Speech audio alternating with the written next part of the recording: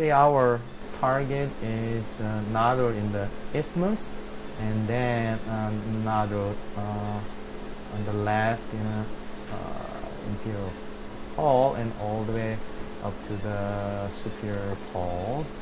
And as you see, there's a carotid artery and jugular vein. And I think in this case, you can see the vagus nerve there, but vagus nerve a little bit moved from, as you see here, from lateral in a 4 o'clock position.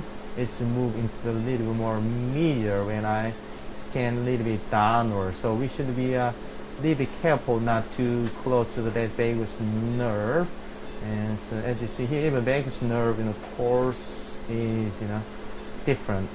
The location is different. When it is bottom there in a 4 o'clock, it's more go up. It will be almost like 9 o'clock position. So depending on the level and location, I think you should remind that level of vagus nerve changes. Peritumoral vascularity is kind of another factor which will affect your procedure. So as you see here, the isthmic nodule has some intratumoral vascularity, but it does not occupy more than 50% of the nodule volume, but pretty much hypervascular. If I move to her left thyroid nodule, into the left side this way, you can see also intratumoral vascularity. Right, and then you can see the carotid artery and jugular vein next to it, pulsating. Okay, as for to easy, synchronize my needle kind of movement and then ultrasound, I like to change the right and left. Can you change the right and left, please? Yeah, because I'm working on the head side of the patient. So now you see the left side of the patient neck and thyroid on the left side of screen. This is isthmus. The screen is totally reversed, in comparison with the previous one. This is ischemic portion. This is the patient left side. Yes. To protect the recurrent laryngeal nerve, the recurrent laryngeal nerve is usually located at the esophageal-tracheal groove, so there's no need to go close to the lateral inferior margin of the trachea, and I like to avoid that danger. All right. I'm now getting the lidocaine. As you see, my needle between the subacute fat and thyroid nodule in the isthmus, but I think squamous is pretty much thinned out by the protruding ischemic nodule, and then I like to usually go a little bit deeper into the just surface of thyroid nodule, and then I inject lidocaine. You can see the dissection of the lidocaine into the fascia, and if you inject a little more, you can see the layer. That is actually pretracheal, the fascia around the thyroid nodule and thyroid gland, and I can inject more.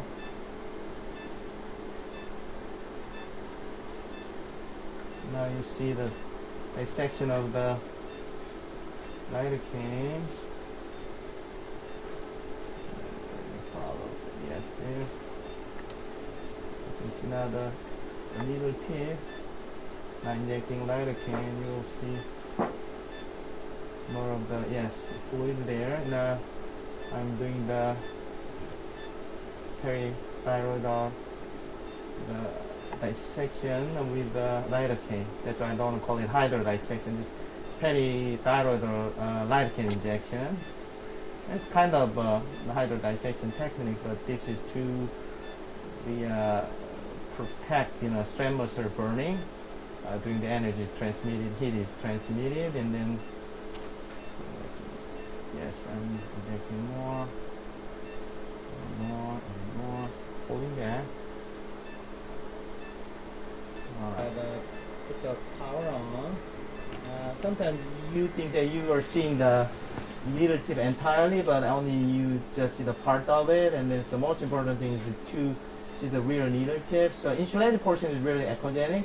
Sometimes the only tip and then between the insulated plastic portion and active tip you cannot see it. So here you go. I think my needle tip is right there. Make sure. Just sometimes you can move the needle a little bit more back and forth. You can see that how it moves and make sure. Alright, so I don't want to go too close to back side of the neck, and it can cause a burning sensation of the neck by the muscle in a posterior compartment. Okay, so I think I'm ready. So can you turn on the power? Yes. Because it's a 1 cm activity, I like to start with 40. 40. Yes, sir. Yeah. What did you feel? Pain or nothing? Not a bit of pain, just to like hear the popping. Oh, popping, not the pain. Okay, No good. pain, no No pain. pain, good. Okay. Good. Anytime, please let us know, okay? And I'll stop immediately. Okay, good. Let's go more, please. Yeah, we are listening. Still at 40. Yes, thank you. 40.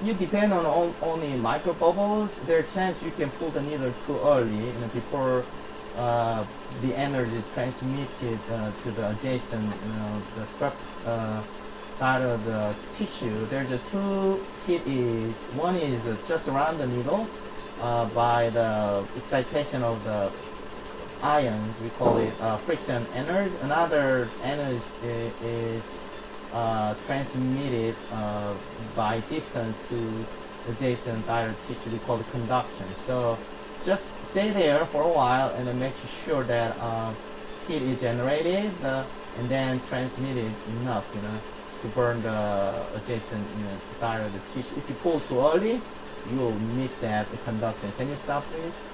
Good. I'm pulling that, and then I move to another unit or section.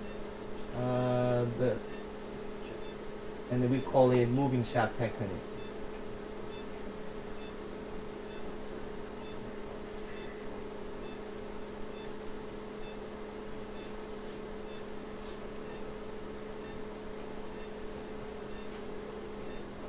Now seeing the movement to my needle there, insulation portion, and then radioactive tip, and then tip of. After waiting 30 seconds, a minute, you give up. Otherwise, just wait. It'll be thrombosed, and you cannot see no more flow into the vein. That means vein is thrombosed, intratumoral. Stop there, please. As you see now, the impedance picked up 300, 400. That means you are treating the same area.